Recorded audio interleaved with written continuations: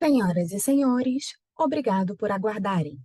Sejam bem-vindos à videoconferência da Armac para a discussão dos resultados do primeiro trimestre de 2025. Destaco aqueles que precisarem de tradução simultânea que temos essa ferramenta disponível na plataforma. Para acessar, basta clicar no botão Interpretation através do ícone do globo na parte inferior da tela e escolher o seu idioma de preferência, português ou inglês. Para aqueles ouvindo a videoconferência em inglês, há a opção de mutar o áudio original em português, clicando em Mute Original Áudio. Informamos que esta videoconferência está sendo gravada e será disponibilizada no site de RI da companhia, ri.armac.com.br, onde se encontra disponível o material completo da nossa divulgação de resultados. Informamos que todos os participantes estarão apenas ouvindo a teleconferência durante a apresentação da companhia. E, em seguida, iniciaremos a sessão de perguntas e respostas quando maiores instruções serão fornecidas. Antes de prosseguir, gostaríamos de esclarecer que eventuais declarações que possam ser feitas durante essa teleconferência relativas às perspectivas de negócio da companhia, projeções e metas operacionais e financeiras constituem-se em crenças e premissas da diretoria da Armac, bem como informações atualmente disponíveis para a companhia. Considerações futuras não são garantias de desempenho. Envolvem riscos, incertezas e premissas, porque referem a eventos futuros e, portanto, dependem de circunstâncias que podem ou não ocorrer. Investidores devem compreender que condições econômicas gerais, condições da indústria e outros fatores operacionais podem afetar os resultados futuros da empresa e podem conduzir a resultados que diferem materialmente daqueles expressos em tais considerações futuras. Hoje temos a presença dos senhores Fernando Aragão, CEO da Armac, e Marcos Pinheiro, CFO e diretor de Relações com Investidores da Armac. Agora, gostaria de passar a palavra ao senhor Fernando Aragão, CEO da Armac. Por favor, Fernando, pode prosseguir.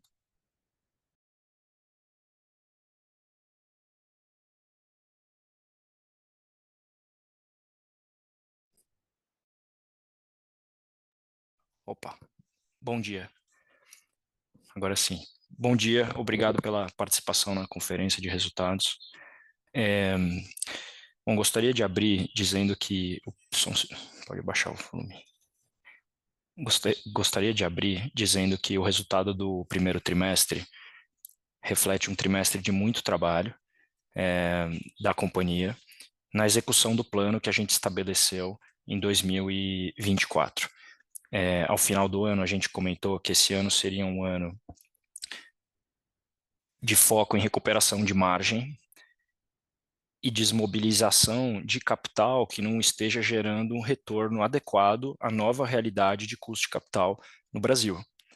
A companhia optou por não aguardar uma melhora do ambiente para fazer esse ajuste. Nós acreditamos que isso é o mais correto a se fazer para uma empresa que está no mercado com muita oportunidade de crescimento, com muito market share para capturar em todos os segmentos onde a gente atua, o que vai ocorrer ao longo dos próximos muitos anos. Mas para que isso aconteça, a gente precisa estar uma empresa leve, eficiente, rentável, com uma alta geração de caixa, que é o reinvestimento desse caixa que vai permitir o crescimento da empresa como sempre foi. E por conta disso, a gente está executando essa agenda de eficiência esse ano, como especificado na mensagem da administração. Toda essa pauta só é possível por conta de uma competência de manutenção que a companhia tem, que a concorrência não possui, que é a de manter os ativos num estado, por um longo período de tempo, um estado que permite a obtenção de liquidez a partir desses ativos, se necessário, ou a remobilização deles para outros tipos de contratos. Esse processo está acontecendo durante o segundo trimestre, se iniciando no segundo trimestre de manutenção, né, de maneira que esses ativos são realugados ou repassados para as lojas de seminovos, que é uma competência nova que a companhia criou, que também vai permitir a ela essa reciclagem de capital de operações com um retorno inferior ao custo de capital atual para operações mais sólidas e rentáveis. Nesse trimestre, a gente também trabalhou na reestruturação dos canais de venda para alocações de curto prazo, focado no segmento de infraestrutura. Esse trabalho nos canais já está gerando bons frutos. Esse negócio de locação para infraestrutura naturalmente está enfrentando ventos contrários econômicos, né, com juros de 15%. É esperado que muito menos grandes projetos sejam iniciados nesse momento, mas não obstante a isso, é um segmento muito grande, né, com uma necessidade muito relevante apenas para a manutenção da infraestrutura brasileira, no qual a gente perdeu participação de mercado nos últimos anos, e a gente está retomando esse ganho de participação a partir desse bom trabalho que os nossos times estão fazendo. Então, no net, entre os ventos contrários da economia e esse trabalho de estruturação dos canais, a gente acredita que nos próximos trimestres esse negócio ganha participação na nossa receita e ele traz uma margem de contribuição super importante, ele tem uma margem bastante alta. Por fim, gostaria de ressaltar a solidez da estrutura de capital da companhia, né? Ela tem um perfil, termina aí o primeiro trimestre de 2025 com um perfil de dívida exemplar, sem vencimentos no médio prazo, não só no curto prazo, sem necessidade de acesso a mercado, acesso a capital, né? Ela consegue conduzir essa jornada de eficiência e retomar o crescimento apenas com a sua própria geração de caixa. E todas essas iniciativas que a gente está tomando nesse momento, elas são muito geradoras de caixa, o que tende também a beneficiar ainda mais nossa estrutura de capital nos próximos trimestres. Com isso, com essa introdução, passo a palavra para o Marcos, nosso CFO, para que ele conduza a apresentação dos resultados, e eu retorno para responder algumas perguntas. Muito obrigado a todos. Obrigado, Fernando. Bom dia a todos. Começando pelo slide número 3, trago alguns destaques do primeiro trimestre de 2025. Encerramos o período com mais de 11.500 máquinas e equipamentos em nossa frota para alocação, representando um valor de aquisição superior a 3,1 bilhões de reais. O CAPEX no trimestre foi de 130 milhões, sendo aproximadamente 50 milhões referentes à aquisição de máquinas e equipamentos para novos contratos de locação, 42 milhões em CAPEX de manutenção e 24 milhões em CAPEX de renovação, que são investimentos relacionados à aquisição de máquinas e equipamentos para adequação do nosso portfólio de locação. A receita bruta cresceu 12% ano contra ano, totalizando 482 milhões de reais. A receita de locação ficou estável na comparação anual e totalizou 404 milhões de reais. Nossas lojas de seminovos tiveram um trimestre com vendas bastante positivas e atingiram um volume total de vendas de 64 milhões de reais. Por fim, o último destaque desse slide é a geração de caixa operacional da Armac. Nesse trimestre, o fluxo de caixa operacional gerencial foi de 346 milhões de reais. Desde o início do ano, temos ativamente atuado sobre os prazos de pagamentos com nossos fornecedores, assim como os prazos de recebimento com os nossos clientes. Com os fornecedores, conseguimos alongar em 29 dias o prazo médio de pagamento, enquanto com os clientes, conseguimos atingir um prazo médio de recebimento de 92 dias nesse trimestre, uma redução de aproximadamente 25 dias em relação ao prazo médio de recebimento do quarto trimestre de 2024. Mesmo com desempenho bastante positivo no trimestre, eu reforço que sobre essa frente de trabalho não há uma bala de prata. Nossos times continuam focados em explorar todas e quaisquer formas de melhorar o capital de giro da Armac. Passando para o slide número 4, trago uma novidade para nossa apresentação. Neste slide, demonstramos num gráfico de dispersão a relação entre o valor de venda de nossos seminovos, o seu valor de aquisição e a sua idade. No gráfico, estão plotadas as vendas entre janeiro de 2024 e 31 de março de 2025. De forma geral, foram 540 máquinas vendidas nesse período, com idade média de 43 meses e um valor médio de revenda de aproximadamente 108% do valor original de aquisição desses ativos. Adicionalmente, plotamos no gráfico uma curva que representa a depreciação societária de nossa frota. podemos claramente observar que os nossos preços de venda confirmam a nossa capacidade de concluir de forma eficiente e rentável a adequação de portfólio que temos proposto ao longo desse ano. Ao mesmo tempo, entendemos que a nossa rede de lojas próprias consolida uma alavanca competitiva dentro do nosso modelo de negócio, com potencial relevante de apoiar a nossa retomada de crescimento nos próximos ciclos. Passando para o slide 5, a frota total encerrou o trimestre em 11.525 equipamentos, 2% maior do que a frota de dezembro. O CAPEX no primeiro trimestre foi de R$ 130 milhões e, como disse anteriormente, destes, aproximadamente 50 milhões foram referentes a aquisições de máquinas para novos contratos, 42 milhões foram para manutenção e 24 milhões para adequação do nosso portfólio de locação. Passando para o slide 6, usualmente apresentamos a evolução da taxa de utilização e produtividade dos nossos ativos. Tivemos mais um trimestre impactado por chuvas e postergação de obras de infraestrutura. Observamos menores índices dos últimos 5 trimestres, tanto para a taxa de utilização quanto para a produtividade, que esperamos que apresentem melhoria a partir do segundo trimestre desse ano. Encerramos o primeiro trimestre com 71% de utilização e 53,4% de produtividade. Ao abrirmos a TU do trimestre, na granularidade mensal, já conseguimos observar a recuperação do indicador, que em março foi de 73%. No slide número 7, apresentamos a abertura de nossas receitas. As receitas de locação ficaram em linha na comparação anual. No mix, ao final do trimestre, as nossas receitas de operações contínuas representaram 80% do total de receitas de locação da Armac. Nos próximos 2 slides, apresentamos o EBITDA de locação da Armac.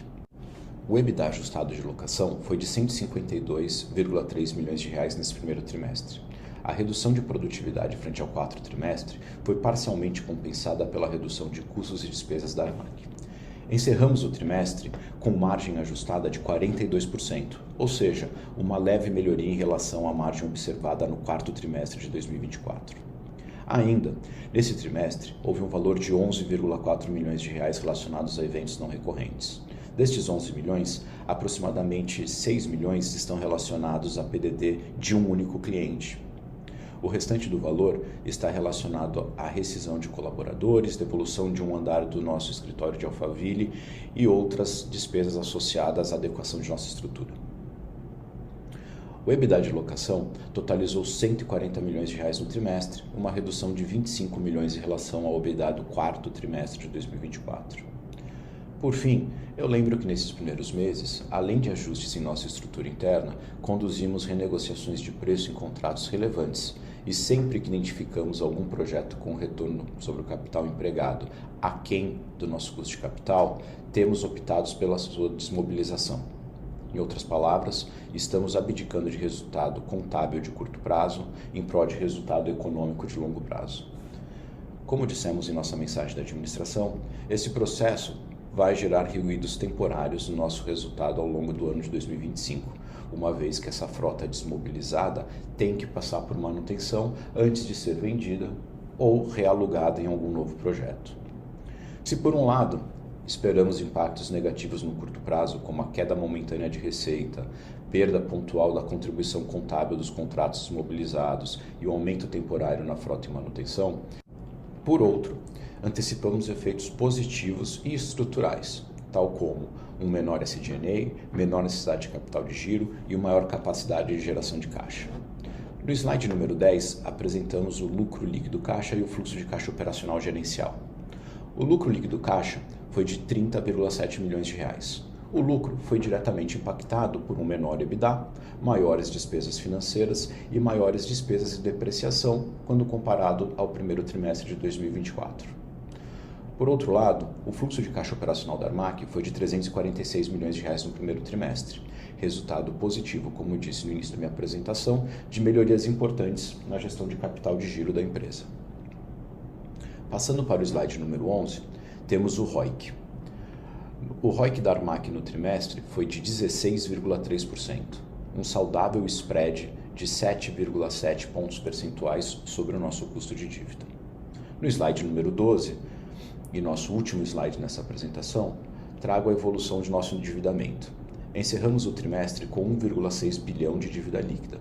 O indicador de dívida líquida sobre EBITDA foi de 2,34 vezes, uma redução de 0,02 vezes em relação ao indicador observado no último trimestre. Com esse slide, eu encerro a nossa apresentação e gostaria de convidá-los para a nossa sessão de perguntas e respostas. Muito obrigado.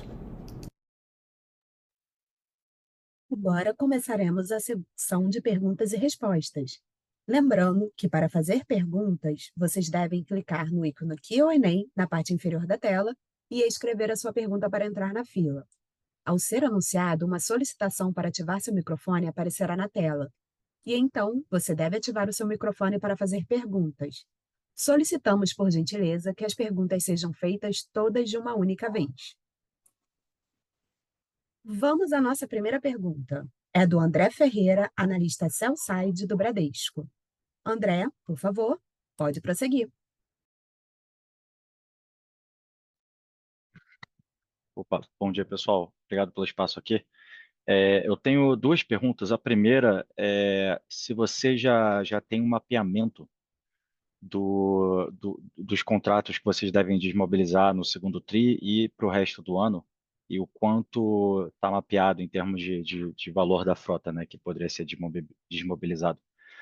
E a segunda é se vocês puderem detalhar a PDD de 5,7 milhões, no sentido assim, do que aconteceu com o cliente, se vocês veem risco de outras futuras provisões. Obrigado. Ô André, bom dia. Obrigado pelas perguntas. Então vamos lá, vou começar pelo mapeamento das imobilizações, né? Sim, a gente já tem, sendo bem objetivo, a gente já tem bem mapeado as operações que vão ser desmobilizadas, tá? A gente está pensando aqui, obviamente, em termos de valores de ativos ali dentro, eu estou falando algo ao redor de 150 milhões de reais de ativos desses contratos, tá? Nem todos os contratos foram desmobilizados em março ainda, mas para te dar uma sinalização, se eu pegasse todos esses contratos que a gente atuou sobre, acabamos caminhando para uma desmobilização, eles teriam no seu conjunto um valor de receita anualizado ao redor de 120 milhões de reais, tá? Então, essa é uma ordem de grandeza que acho super importante ficar no seu radar. Com relação à sua segunda pergunta de PDD, a gente teve aqui, de fato, um impacto restrito a um cliente, né? A gente tem uma administração um tanto quanto conservadora aqui de como a gente toca o departamento financeiro, e mesmo existindo uma garantia real apresentada por esse cliente, o nosso consenso, meu, do Fernando, do resto da administração, é que até a gente ter uma visibilidade bastante clara com relação à execução dessa garantia real que nos foi apresentada, a gente deveria seguir por uma via conservadora e provisionar integralmente aqui o saldo devedor na nossa PDD. Mas, por enquanto, também de sinalização para você e para o restante do mercado, a gente não identifica nenhum outro cliente em risco aqui na nossa carteira atualmente, tá? A carteira continua saudável, baixo grau de inadimplência, e é isso. Tá ótimo, obrigado. A próxima pergunta é da Fernanda Hecker, analista sell-side do BTG. Fernanda, por favor, pode prosseguir. Oi, pessoal. Bom dia. Duas perguntas aqui do nosso lado também. A primeira com relação à margem, né? Acho que na mensagem da administração vocês colocam soft guidance de chegar a 50% no final do ciclo. Então, minha primeira pergunta é, primeiro, queria entender se, na visão de vocês, o primeiro trimestre ele é o bottom de margem, e aí, olhando daqui para frente, a gente deveria ver uma melhora sequencial. E se esse 50% a ideia é chegar ao final desse ano, ou quando seria esse final do ciclo? Esse é o primeiro ponto. E o segundo ponto é com relação ao yield marginal. Quando a gente olha, né, o yield de vocês, a gente calculou que ele ficou estável num olhar ano contra ano e caiu um pouquinho quando a gente olha tri contra tri, né? Mesmo com a taxa de juros subindo ano contra ano. Então, eu queria entender se teve algum efeito mix, o que a gente pode esperar daqui para frente com relação ao yield. São esses dois pontos. Obrigada. Oi, Fernando, obrigado pelas perguntas. Então, eu vou começar aqui. O Fernando, fica à vontade de me complementar em qualquer momento, tá? Com relação à margem, o primeiro trimestre ele acaba aqui sendo, acho que, o primeiro passo nossa jornada de reconstrução da rentabilidade da companhia. A gente escreveu na mensagem da administração e os nossos papos aqui eu tenho reiterado isso contigo e com o resto do mercado, né? Talvez não seja o bottom, tá? A gente tem bastante ajuste promovido dentro da companhia aqui no mês de março, meses de abril também. Então, o segundo trimestre ele também ficará um pouco poluído por conta tanto das despesas one-off que acontecem nesses ajustes, assim como aquelas desmobilizações começando a fluir para o nosso resultado, gerando um impacto negativo de curto prazo, que é o equipamento vem, tem manutenção, enfim. Continuamos perseguindo 50%, como você disse aqui, o nosso soft guidance, né? Nossa postura aqui dentro não está sendo tão soft, não. A gente prefere que a gente chegue nesse 50% o mais rápido possível. Eu tenho uma expectativa que ao longo desse ano a gente vai conseguir superar essa marca, tá? Tem muita coisa que já foi feita dentro de casa e só como indicador, se você olhasse a nossa própria folha do quarto trimestre, que rodava na média 52 milhões mês, a folha de abril já está rodando ao redor dos 43, 44 milhões mês, né? Então, assim, só de despesas de folha a gente já conseguiu recuperar alguns bons pontos percentuais de margem EBITDA aqui, que vão fluir para o resultado naturalmente ao longo dos próximos meses, tá? Tem uma questão de mix, de fato, de receita. Mix com o spot pesando menos, ele, sem dúvida nenhuma, ele é um detrator de margem consolidada. Então, a gente tem aqui um desafio que está sendo endereçado com uma estrutura comercial focada, com CRM reforçado, com uma série de iniciativas de canais de distribuição que estão sendo repensados e reestruturados ao longo desse primeiro trimestre, para dar um protagonismo maior aqui na participação do spot no nosso mix de receita, tá? Então, eu acho que é uma mistura da lição de casa, de fazer o right sizing da companhia, que a gente tem feito do ponto de vista de custos e despesas administrativas, com trabalhar ativamente aqui no mix de receitas para a gente conseguir atingir esse alvo de 50% de margem EBITDA o mais rápido possível. Tá bom? Obrigado. Se eu puder só adicionar, Fernando, então, como o Marcos falou, a gente não está sendo soft nesse compromisso interno de chegar de novo numa companhia que faz 50% de margem EBITDA, que a gente já fez por muitos anos, e a gente está agindo com velocidade, né? E é natural que agir com velocidade significa tomar decisões difíceis, fazer essas mudanças rápidas, mesmo que isso signifique um trimestre poluído, né? Que a gente sabe que não é bom, ninguém gosta, mas é melhor fazer rápido, ter uma curva J aí e rapidamente já chegar lá nesse nosso objetivo, que é atingir esses 50%. É possível, sim, fazer isso dentro desse ano, mas as ações para isso elas estão sendo tomadas, né? O que envolve agir com velocidade dentro, principalmente aqui do segundo trimestre, fazer todas as movimentações necessárias, pagar todas as contas que tem para pagar de desmobilização contratual, de frete de máquinas, de rescisões, né, etc. E virar essa página rápido e chegar, quem sabe, aí no terceiro trimestre já com uma outra cara de companhia. E o nosso objetivo é fazer tudo isso sem parar de crescer. É natural que esse crescimento não aparece no número no primeiro momento, porque a companhia está desmobilizando contratos e então isso acaba ficando um pouco poluído, mas nosso foco continua sendo de continuar conquistando o mercado e crescendo. Então é essa pauta grande de eficiência e do outro lado o uso desse capital que vai sendo liberado em outras oportunidades. Obrigado.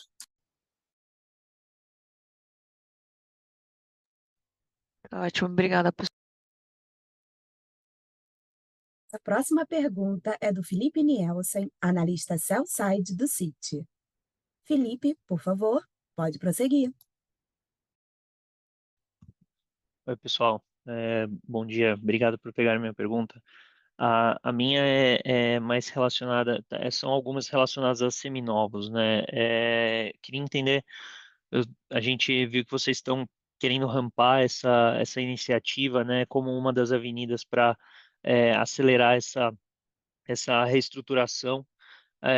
Queria entender como que vocês estão vendo a condição de venda na ponta, né? Se vocês têm visto algum tipo de pressão por conta de financiamento, por conta de juros altos, por conta de queda de intenção de investimento, né? Como vocês falaram um pouco para contratos, mas queria entender como é que isso também tem batido em seminovos e também para a gente entender um pouco, assim, naquele gráfico que vocês mostraram, né, de valor de venda por tempo de ativo, a gente vê uma boa parte das vendas acima da linha de depreciação, mas algumas vendas abaixo da linha. Só para a gente entender onde que a gente estaria posicionado, se tem mais pontos desse ano abaixo da linha e mais pontos do ano passado acima, como que isso tem evoluído vis-à-vis a imagem que vocês passaram. Obrigado. Oi, Felipe. Bom, a criação dessa estrutura de seminovos é algo que começou um ano após a nossa abertura de capital. Conforme a gente percebeu com a escala que a companhia tem, ela tinha oportunidade de criar de atender uma demanda real dos clientes, né? Criar valor para um extrato do mercado que ela não atende através do rental. E a gente começou essa jornada, hoje ela está amadurecendo mais e ficando aparente por conta das lojas. É uma estrutura que a gente aposta muito, não só como para momentos como o atual, no qual o custo de capital nos leva a tomar uma decisão de girar o portfólio, mas também para crescer, né? É uma estrutura que nos permite ter cada vez mais escala na compra de ativos novos, então possivelmente até aumentar o nosso nível de descontos no tempo, pela frequência com a qual a gente vai poder comprar aí ativos no mercado. E é uma estrutura que nos traz muita capilaridade, as lojas estão muito bem posicionadas na beira das rodovias, então nossa marca fica cada vez mais forte. Então é uma estrutura que a gente aposta muito como parte central do modelo de negócio da companhia, muito importante em momentos como o atual, mas uma opcionalidade valiosa também a longo prazo para crescimento. Em relação à condição de venda, a gente tem um diferencial que é a única rede de máquinas seminovas onde a procedência é garantida e elas são de único dono, né? Itens que têm muito valor para o cliente quando está comprando no mercado onde existe muito mais assimetria de informação do que em carros leves, por exemplo. A máquina é um negócio complexo, tem milhares de componentes, então essa segurança que a gente traz da procedência e de ter sido o único dono e do histórico de manutenção que a gente apresenta para o cliente, tudo isso gera bastante valor. A gente está enxergando esse valor sendo reconhecido pelos clientes, então apesar de um momento econômico, sim, em que existe menos investimento natural, o Brasil tem uma demanda por máquinas novas e seminovas imensa, né? É um mercado milhares de vezes maior do que o tamanho da nossa estrutura hoje, né? Então, a gente consegue capturar, durante a criação dessa nossa estrutura de seminovos, capturar um mercado que um cliente que não estava atendido por outras opções. Então, independente do ambiente econômico, a gente não enxerga dificuldade de desmobilização de ativos, apesar dessas pressões que a economia está enfrentando. Por fim, a gente foi super transparente na apresentação dessa curva, né, até mais do que é usual. Então, eu ficaria por aí, em termos de transparência, de onde ocorrem as vendas, etc., que já é bastante coisa. O que a gente tem é uma confiança grande que o modelo de manutenção da companhia preserva o valor do ativo. Né? Esse CAPEX de manutenção que é feito nas nossas oficinas, ele estende a vida do ativo, preserva o valor do ativo, né, e permite uma depreciação menor do que companhias que não têm essa estrutura. Né? Então, a gente não enxerga também durante essas desmobilizações sendo conduzidas, nenhum impacto material nos níveis de depreciação, o que é uma excelente notícia. Obrigado, Perfeito. Felipe. Ficou bem claro. Obrigadão. Nossa próxima pergunta é do Pedro, analista sell-side do Itaú. Pedro, por favor, pode prosseguir. Pessoal, obrigado por pegar a minha pergunta. Eu tenho uma aqui relacionada principalmente ao mix ali de CAPEX. Quando a gente olhou para esse trimestre, vocês passaram a abrir o que é CAPEX de expansão, o que é CAPEX de manutenção. Agora que a gente vai ter maior nível de desmobilização, como que a gente pode pensar, né, nessa relação entre CAPEX de expansão junto com CAPEX de manutenção? E se também vocês puderem passar também algum nível de magnitude, o quanto que a gente pode pensar ali de manutenção necessária, né, para essa desmobilização que vocês pretendem fazer. Acho que essa é a primeira pergunta. E eu tenho uma segunda pergunta só com relação em termos de nível de margem também, da parte de seminovos, e também pensar naquele gráfico que vocês mostraram, né, da distribuição. Hoje, as máquinas, né, que vocês possuem para venda aqui, nessa desmobilização mais de curto, médio prazo, a gente pega a idade média delas, onde que a gente consegue colocar elas mais ali naquela curva? Obrigado, viu, pessoal? Oi, Pedro. Bom dia, obrigado pelas perguntas. Então, vamos lá. Do ponto de vista de CAPEX, eu espero que a informação nova tenha sido útil. Acho que aqui eu tenho feito questão de ouvir um pouco o que você e os seus colegas têm colocado de sugestões para a gente melhorar o nosso disclosure. Sendo objetivo aqui, você pode esperar, quando você aglutina expansão e renovação, que a gente colocou essas duas novas aberturas ali no CAPEX, um net zero para o ano. Obviamente podem acontecer projetos interessantes, a companhia continua numa condição financeira bastante robusta e disposta a alocar capital. Mas, como a gente já disse, é um ano que a gente está tentando prezar pelo conservadorismo e a desalavancagem do nosso balanço. Então, se você pensar em expansão net zero, quando você leva em consideração o que a gente está vendendo de ativos, acho que esse é um bom caso base para você colocar. Manutenção, esses 42 milhões de reais por trimestre, é a velocidade de cruzeiro que a gente tem hoje. Eu não consigo imaginar a companhia aqui encolhendo de tamanho de forma significativa. Então, manter esse ritmo de CAPEX de manutenção também me parece que é um caso base bastante adequado para você considerar na sua modelagem, enfim. Tá?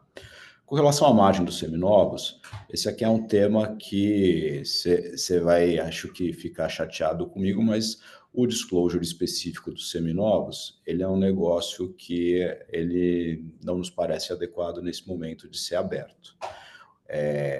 Como a gente destacou na nossa mensagem, na própria fala do Fernando, ele acaba sendo um viabilizador importante das alavancas que a gente tem no nosso modelo de negócio. Ele possibilita a reciclagem de capital, ele nos deixa mais próximo dos nossos clientes, ele possibilita a empresa também ajustar o tamanho do seu balanço de forma rápida, e a gente tem visto isso acontecer aqui nesse começo do ano. Tá? Então, acho que é isso. Boa, super claro, pessoal. Obrigado. A nossa próxima pergunta é do Gabriel Frazão, do Bank of America. Gabriel, vou abrir seu microfone. Pode falar, por favor. Bom dia, pessoal. Obrigado pelo espaço no call de resultados. Eu teria uma pergunta sobre os contratos de locação simples. Se vocês pudessem comentar com a gente as razões que fizeram vocês ficarem mais confortáveis em aumentar a exposição a esse tipo de contrato nos próximos trimestres, como foi mencionado no release, e o que explicaria, na visão de vocês, o ambiente competitivo mais benigno? Se houve saída de alguns concorrentes ou se houve um aumento da demanda pelos serviços de locação nesse setor, com talvez um aumento dos projetos de infraestrutura? Obrigado, Gabriel, pelas perguntas. Bom, em relação ao conforto que a gente tem de retomar algum crescimento de receita desse segmento de atuação, vem muito desse trabalho que eu mencionei de reestruturação dos canais de venda. Então, a gente fez um esforço grande de segmentação de mercado, de análise e entendimento do lifetime value do cliente de cada segmento de mercado. da atratividade econômica da atuação da companhia em cada um desses segmentos. E a partir desse trabalho, dessa reflexão que levou aí um semestre, a gente identificou segmentos de mercado resilientes, que apesar de não terem contratos de longo prazo, são resilientes, estão envolvidos em atividades essenciais da economia, em manutenção de infraestrutura básica, que não apresentam uma ciclicidade tão grande quanto simplesmente obras de expansão e etc. Então, a partir dessa segmentação de mercado, a gente identificou áreas onde a companhia se sente confortável de atuar, até de crescer, com uma margem interessante, e é isso que a gente está fazendo. Em relação à sua outra pergunta de competição, após a nossa abertura de capital, uma série de companhias, um volume importante de capital nos acompanhou, né? Então, a gente abriu capital, chamou atenção ao negócio de linha amarela, que antes era não observado, não existia um player organizado de locação de linha amarela, e algum capital entrou no setor, e ele entrou talvez sem o devido cuidado de criar a estrutura de... Assim, a nossa manutenção e os nossos skills de suprimentos, eles são coisas que demorariam muitos anos, talvez décadas, né? A Armac tem 30 anos, para serem replicados, né? E esse capital que acessou o setor foi inteiro empregado sem essa retaguarda. E sem essa retaguarda, o negócio de linha amarela, na nossa opinião, não funciona. O ativo deteriora em valor muito rápido, sem essa capacidade de manutenção. Você não consegue girar o ativo de um cliente para o outro sem essa capacidade de manutenção. Então, esses fatores fizeram com que alguns players que haviam captado equity, outros através de dívida, eles ainda não saíram completamente do mercado, mas eles estão numa situação, se colocaram numa situação financeira pela incapacidade de girar o ativo entre um cliente e outro, eles se colocaram numa situação financeira muito delicada, então eles estão fragilizados. Isso aconteceu, não foi só com uma empresa, uma série de empresas, o que assim, a gente de maneira nenhuma gosta disso, acha bom. Eu penso assim, todo empresário, todo empreendedor entende o quão duro é quando essas coisas acontecem e está todo mundo até sujeito. Mas o fato é que o ambiente competitivo ficou bem mais benigno nessa atuação de infraestrutura. Na atuação de contratos de longo prazo de serviço, ele sempre foi um ambiente mais favorável devido às complexidades operacionais. As barreiras de entrada ali são imensas, então, muito complexas. Não basta só comprar a máquina que você entra. Então, ali a gente já tinha um ambiente favorável. No spot, que é mais fácil de entrar, mas é difícil se perpetuar, muitos entraram. E aí tiveram essa dificuldade de perpetuar a sua atividade, tá bom? Muito obrigado aí pela pergunta. Perfeito, Fernando. Muito claro. Obrigado. Agora, a nossa pergunta vem do Theo Investidor. Veio por escrito. A pergunta do Theo é: qual a perspectiva de atuação no agronegócio, considerando a grande safra esperada para 2025-2026? E uma segunda pergunta, sobre competição e rentabilidade, como vocês estão vendo o ano? Oi, Theo, obrigado pela pergunta. Sobre o agronegócio, bom, o mercado imenso, onde a Armac já tem presença. A Armac tem uma filial de longa data no Mato Grosso, com uma atuação importante. Tem uma em Goiás também, com atuação super importante. E no Paraná, a gente inaugurou uma filial em São José dos Pinhais, bem bacana esse ano, com estoque de máquinas muito bom para atender ali o agro do Paraná também.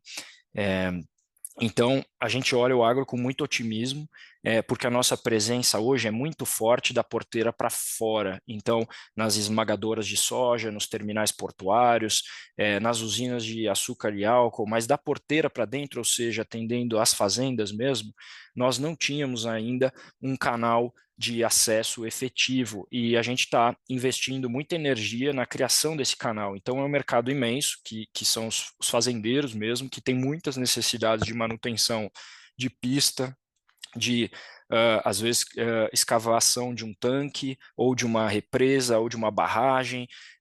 Eles têm muito uso para máquina de linha amarela também, e hoje a nossa atuação nesse segmento ela é marginal ou quase zero por conta da ausência até esse momento de um canal de acesso, canal de venda organizado. A gente está investindo muita energia na criação desse canal, é um segmento que deve crescer bastante nos próximos anos, então eu tenho um otimismo grande do meu lado nesse sentido. E sobre competição e rentabilidade, como a gente falou até aqui, Theo, é um ano em que a companhia está fazendo um giro de ativo, de contratos que não apresentavam um retorno compatível com a taxa de juros que tem hoje no Brasil. Natural que nesse momento você não consegue fazer esse giro sem pagar essa conta de alguns trimestres poluídos. A gente está pagando essa conta esse ano, então não é um ano de rentabilidade que a gente gostaria, mas com um otimismo grande nosso aqui internamente de que a gente está fazendo o que tem que ser feito, está fazendo o que a gente faria se a companhia fosse de capital fechado, né? Então, estamos fazendo o que tem que ser feito e que depois desse período volta a crescer, ocupar mercado. O mercado é imenso, são mais de 100 mil equipamentos aí, tem muita coisa para fazer ainda. Obrigado pela sua pergunta.